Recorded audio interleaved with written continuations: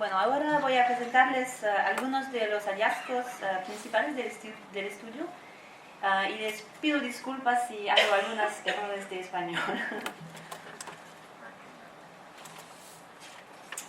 Bueno, primero, ¿qué tanto apoyo o respaldo a la educación sexual integral encontramos por parte de diferentes actores, es decir, el gobierno, los docentes, las y los adolescentes y la comunidad? Para empezar, vamos a examinar lo que existe en términos de leyes, de normativas y otros compromisos sobre la educación sexual en el Perú. En este momento, el Perú no tiene una normativa nacional robusta que respalde la educación sexual integral. Por ejemplo, en otros países se puede encontrar un programa nacional de educación sexual integral respaldado en algunos casos por una ley, o una resolución ministerial o una normativa de alto rango. Y en este momento no es el caso en el Perú. Sin embargo, el gobierno peruano ha mostrado voluntad política para la enseñanza de educación sexual a través de varias acciones específicamente centradas en la educación sexual integral. En el 2008, el Perú firmó con 32 otros países de Latinoamérica la Declaración Ministerial Prevenir con Educación, en la cual se comprometió a impartir educación sexual integral en los niveles primario y secundario. Ese mismo año, el Minedo promulgó los lineamientos educativos y orientación pedagógica para la educación sexual integral, que es un documento que guía la implementación de la educación sexual integral y el contenido de los currículos en las escuelas. Desafortunadamente, la implementación de los lineamientos ha sido un poco débil, lo que se evidencia en escasa capacitación docente en educación sexual, así como en una falta de sistemas de monitoreo y evaluación, tanto de profesores como de estudiantes. El Perú cuenta también con varias normativas que respaldan la educación sexual integral, aunque no se centran específicamente o exclusivamente en el tema. Hay al menos 4 leyes o planes nacionales que mencionan la educación sexual integral, así como varios acuerdos internacionales que ha firmado el Perú. Y en el año pasado, cabe mencionar un avance importante para la educación sexual en el Perú, con la aprobación del nuevo Currículo Nacional de Educación Básica. Como tal vez ya lo saben, este nuevo currículo aborda con más integralidad asuntos de derechos humanos e igualdad entre hombres y mujeres.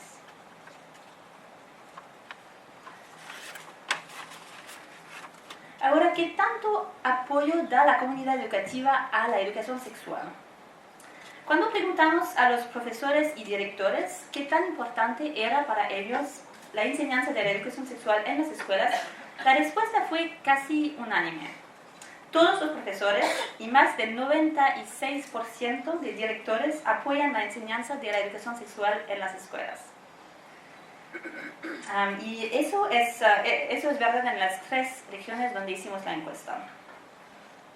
Adicionalmente, la casi totalidad de profesores encuestados, es decir, más del 95%, estuvo de acuerdo en que se debe enseñar los siguientes temas aquí en la pantalla, entre otros: igualdad entre hombres y mujeres, embarazo y parto, evidencia sobre el aborto y la reducción de riesgo al respeto, métodos anticonceptivos, el VIH y otras ITS, y que se debe enseñar habilidades prácticas para tomar decisiones y fortalecer la autoestima, así como para prevenir la violencia y el abuso sexual.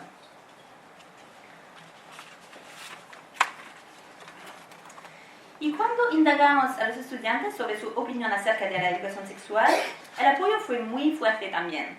Casi la totalidad, o el 92% de los estudiantes que informan haber recibido educación sexual en la escuela, la consideran útil o muy útil en sus vidas personales. Y un porcentaje aún más alto, 97%, afirma que se debería enseñar educación sexual en la escuela. Y les preguntamos por qué consideraban que la educación sexual es importante y se debería enseñar. Aparte de la razón, estos temas son tan importantes como los demás, las 2 razones más frecuentemente mencionadas eran que necesitan saber cómo prevenir embarazos no planeados y cómo prevenir el VIH y otras ITS. Más de 7 de cada 10 estudiantes mencionaron estas razones. Entonces, esto muestra el papel importante que tiene la educación sexual para los adolescentes, con aplicaciones prácticas muy inmediatas en sus vidas personales.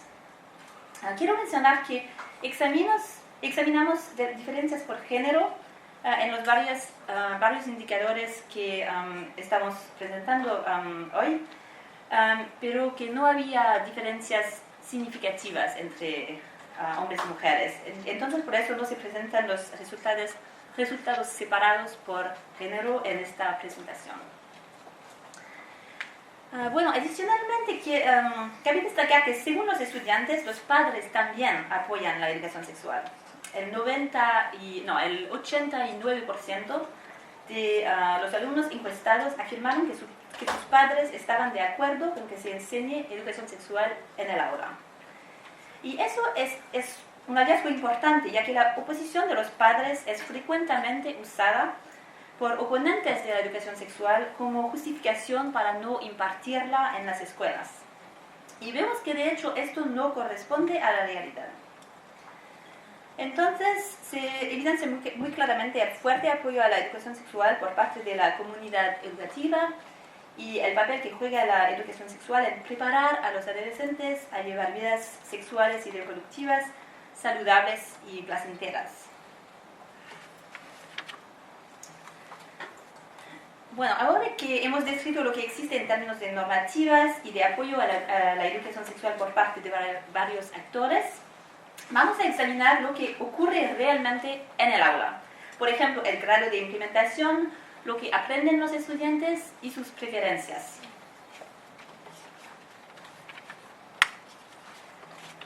Para entender mejor cómo los alumnos quieren aprender la educación sexual, les preguntamos qué pensaban del momento o del grado en que empezaron a aprender sobre educación sexual en la escuela.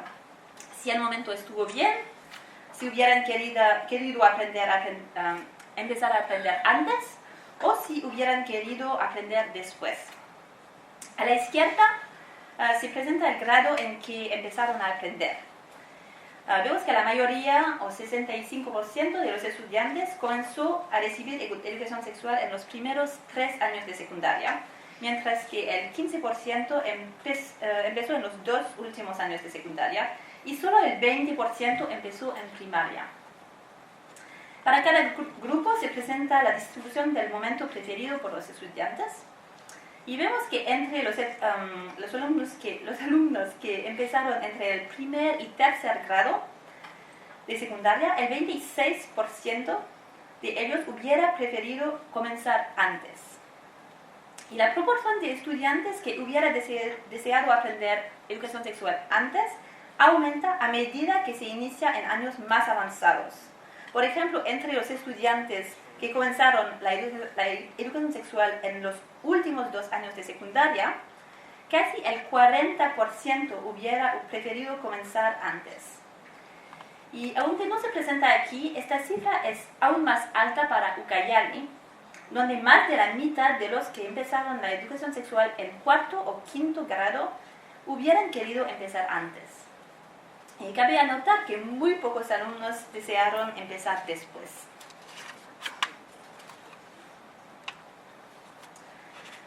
Este gráfico muestra los cursos principales en que los estudiantes aprendieron temas relacionados con la educación sexual.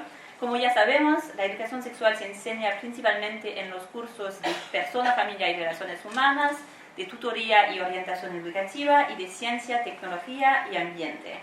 Y muy pocos estudiantes informan haber aprendido sobre educación sexual en otras asignaturas.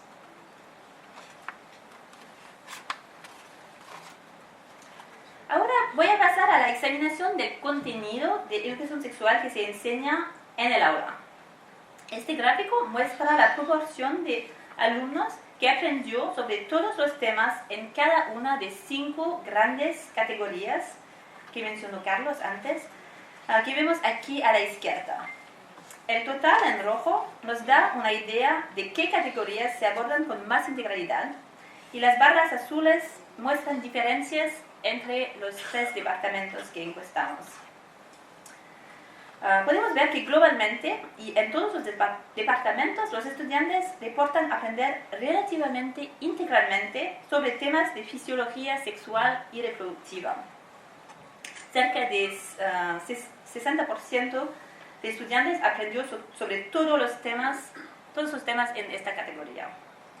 En contraste, muy pocos estudiantes, solo 21%, recibieron instrucción integral en temas de anticoncepción y embarazo no planeado, más abajo. Y los temas relacionados con valores y habilidades interpersonales son poco enseñados también, ya que solo 1 de cada 3 alumnos informa haber aprendido sobre todos los temas en esta categoría. Al comparar los departamentos en azul, vemos que en general Ucayali tiende a tener una cobertura más integral de las diferentes categorías que las otras 2 regiones.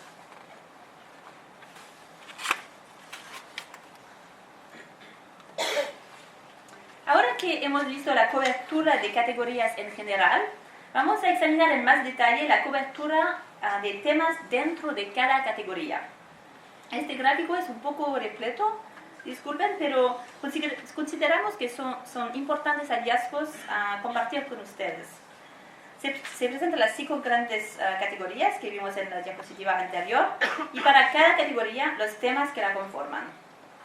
Uno de los hallazgos más importantes aquí es que dentro de cada categoría los temas basados en hechos son más enseñados que los temas basados en habilidades.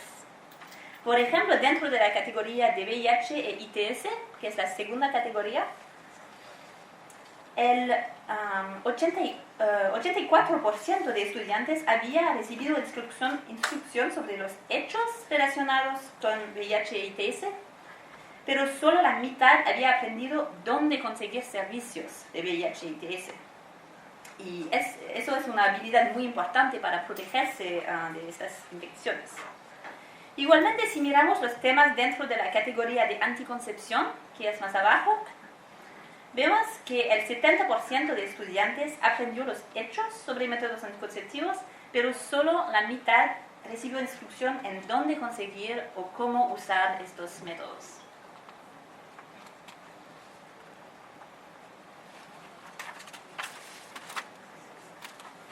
Uno de los objetivos principales del estudio era medir la integralidad en la gama de temas de educación sexual enseñados en el aula. Y definimos 3 niveles de integralidad que se pueden encontrar a la izquierda: mínimo, adecuado y alto. Si un estudiante reportó aprender al menos un tema en cada categoría de todos los temas listados en la diapositiva anterior, consideramos que el currículo tenía un nivel de integralidad al menos mínimo. Si el estudiante aprendió sobre casi todos los temas, menos 1 como máximo en cada categoría, el currículo era adecuado. Y si el estudiante aprendió sobre todos los temas en cada categoría, el currículo tenía un alto nivel de integralidad. Y cabe anotar que estas 3 categorías no son mutuamente excluyentes. Por ejemplo, si un currículo alcanza el nivel adecuado, también alcanza el nivel mínimo. Si miramos las barras rojas que representan el total, vemos que 3/4 de los alumnos reportaron un nivel mínimo de integralidad, que es más arriba en la diapositiva, pero solo el 9% había aprendido sobre toda la gama de temas que conforman un currículo de alta integralidad, que es la barra más abajo. Y las barras azules muestran diferencias por departamento, y como mencionamos anteriormente, se puede ver que los estudiantes de Ucayali reportan un más alto nivel de integralidad que los 2 otros departamentos. Muy interesante.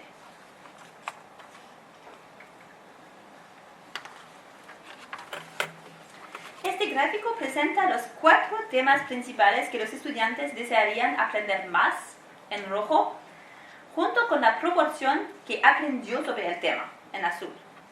Entonces es una comparación.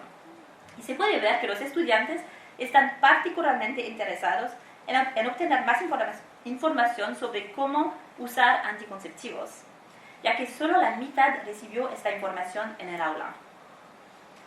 Quisieran saber más también sobre el comportamiento sexual, sobre la comunicación con la pareja y los métodos anticonceptivos en general.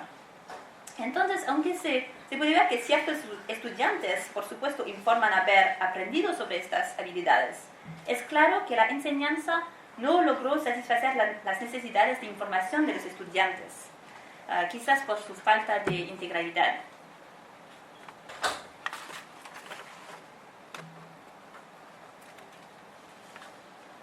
Bueno, saber qué temas son enseñados o no es importante, pero no nos da información sobre la calidad de la educación provista sobre cada tema.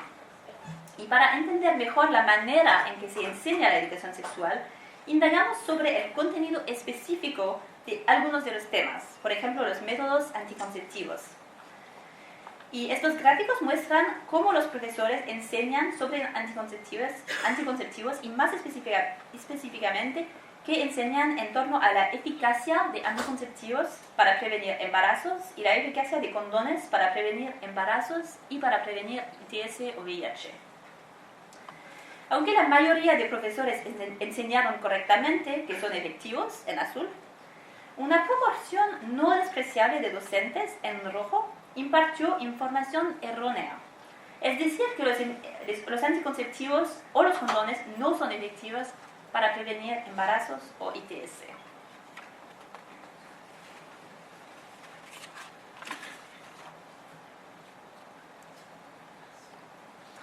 Otro aspecto importante de un programa de educación sexual, más allá del contenido explícito del currículo, es el tipo de mensajes que imparten los docentes a los estudiantes. Y estos mensajes pueden ser explícitos o implícitos y pueden influir mucho en la manera en que los estudiantes abordan su sexualidad. Por ejemplo, el mensaje impartido puede ser principalmente moralista o represivo o empoderador. Preguntamos a los profesores qué mensajes de los presentados aquí en la pantalla suelen impartir en sus clases de educación sexual. Y se puede ver que muchos profesores tienen una mirada bastante restrictiva sobre el ejercicio de la sexualidad en la adolescencia. Aunque la mayoría contempla la necesidad de que los estudiantes cuenten con información para protegerse, así el 86% de profesores enfatiza que las y los adolescentes tienen el derecho a información completa, que es la segunda barra. Sin embargo, más de una tercera parte imparte mensajes moralistas con base en el miedo, aquí en rojo. Por ejemplo, que tener relaciones sexuales es peligroso y que la gente joven debe evitarlas antes de casarse.